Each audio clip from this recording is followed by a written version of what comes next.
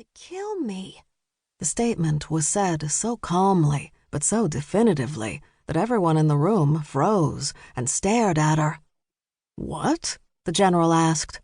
"You're trying to kill me," she accused again. The general blinked, shocked.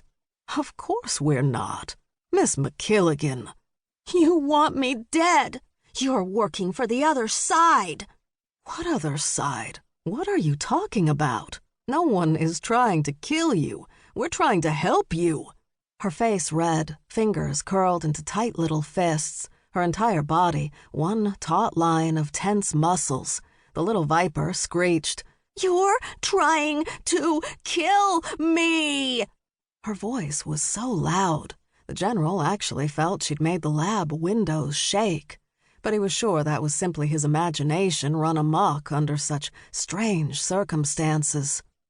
"No one is trying to kill you," he yelled over the child's screams. "We built this entire base for you, so calm down and take your medicine."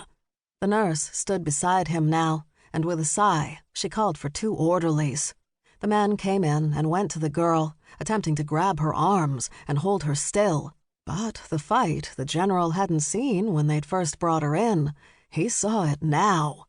Like a whirling dervish of panic, the child swung her arms and legs, spinning away from the men, screaming wildly before she took off running. "Grab her," the nurse ordered, while the orderlies chased the child around the large lab.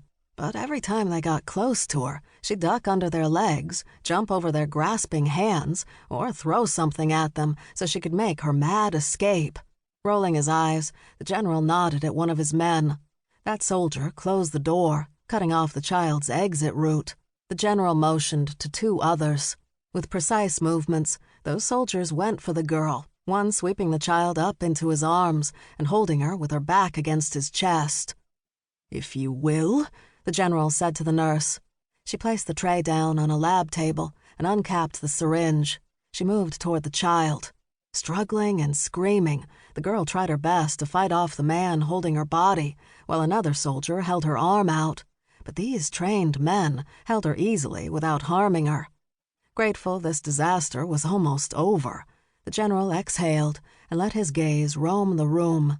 That's when a metal grate in the ceiling was kicked away by a sneakered foot, slamming into an orderly's head and dropping him to the ground with a serious head wound. The Asian half-sister of the prodigy jumped from the duct and down to the floor. The older sister followed. When her feet hit the ground, she grabbed the second orderly and tossed him across the room with amazing ease, while the other girl charged the soldier holding her sister. As she moved toward him, she suddenly brought up one foot, placing it against the lab drawers. She pushed off toward the other lab station, slammed her other foot against the granite, and launched herself toward the soldier. She wrapped her entire body around his head, but the soldier continued to hold on to his captive. The second soldier went for the oldest sister, but she grabbed his outstretched arm and swung him into the lab table. Then she grabbed him by the back of his neck, pinning him face down to the table. She raised her leg and slammed it down on the back of the soldier's calf, breaking his knee. His scream echoed out across the room. The general sighed in aggravation.